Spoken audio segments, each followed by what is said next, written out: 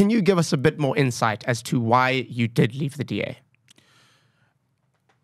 I joined the DA with a belief that it could be a party that works for all South Africans. And at the time, I genuinely thought that's what Helen Zille believes.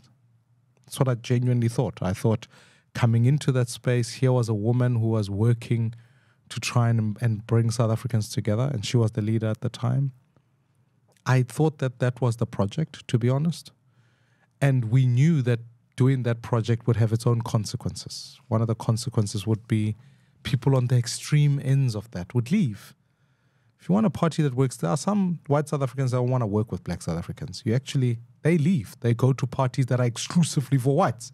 There are some black South Africans who don't want to work with white South Africans. Therefore, they leave for places that are exclusively black.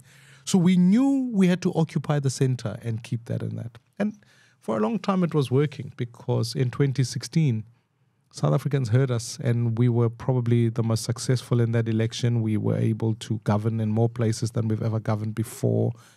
We achieved that great step in the right direction.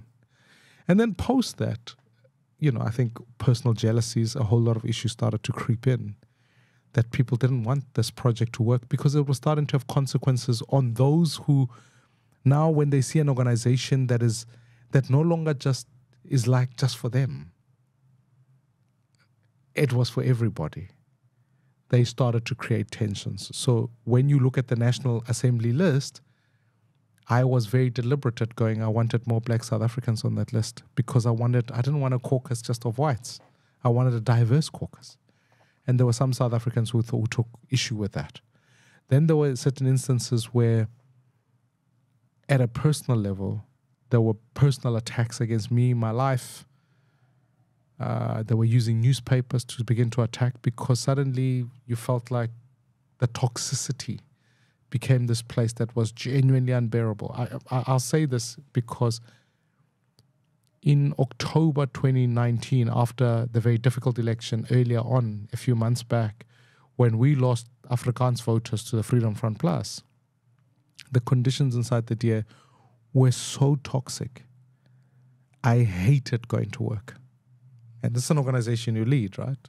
So it became this awful place where I felt like every weekend I'd wake up to try and read a story about my life in a newspaper that was attacking of my family. I remember waking up one weekend and pictures of my house were planted everywhere as I was living in this mansion in Cape Town and is this the house that I dropped off the shoes at? Yeah, correct. Okay. So it is a mansion, right? It's not a mansion. You know what I mean? Like, I was actually surprised how, if I say humble, the house was. But the front page was Maimane's mansion. It's unbelievable. So all of these stories then started to feature because it felt like the DA at the time wanted to do everything it can to not only destroy my reputation, but to kill in me this dream that it was possible for blacks and whites to work together. And when you live in that context, I just said, I'd rather, out of principle, like I saw someone the other day say, you were earning so much money and then like now when it didn't work out, you wanted to leave. I said, I left that salary. I left that salary because it wasn't a lot of money. It's like just over R1 million a year. I know it's a lot of money for a lot of people. Yeah, but I mean, it's such a high-end position like that, yeah. But I had to leave when I left, I didn't have this job that I had lined up. I just knew on principle I could not stay in a toxic environment that never wanted a vision for South Africa with people who were committed to making my life impossible. So I'm grateful. It was painful. It was hard. But I'm grateful I can sit here today and say, I still believe we can build one South Africa. And that's why the book is Dare to Believe. But it's also why, had I stayed in the DA, I don't think I'd be sitting here today. I think I'd be not well or in some asylum or worse, health-wise, just in a mess. And I am... As difficult as that is, you've got to be able to move on and build what you believe in.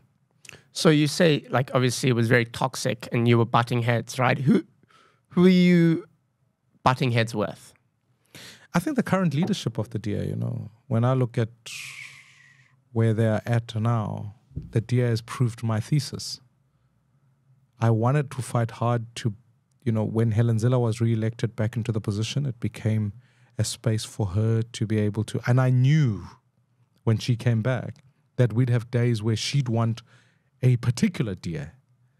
A DA that was a fight back DA. When Tony Leon led the DA, they ran this campaign called Fight Back, which was a consolidation of minorities. I knew they would come back and want to build that coalition together. I knew the issues when we were fighting for issues where we felt like there were these people being marginalized. Let's go fight for them. I had to fight the governments to say, go deliver them. I remember sitting in a meeting at times and the current leadership fighting about, for example, we were governing in Johannesburg. I remember this all too well. And what we decided to do is to build more clinics in townships because healthcare is important and the city has a competence to deliver clinics. So we thought we'll build those.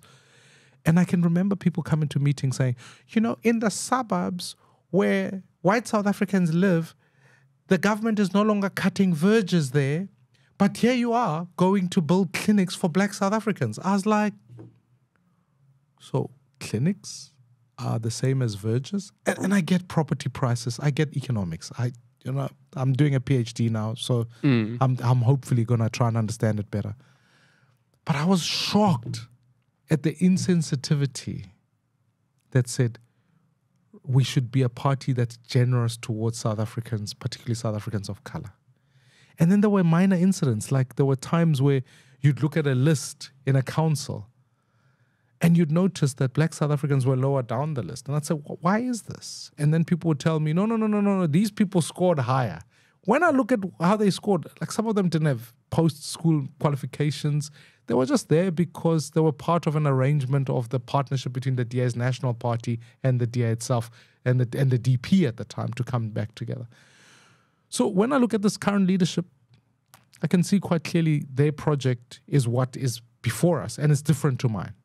All the leaders inside the DA are white. All the mayors are white. And that's what the DA wants to be. Now I must free them to do that.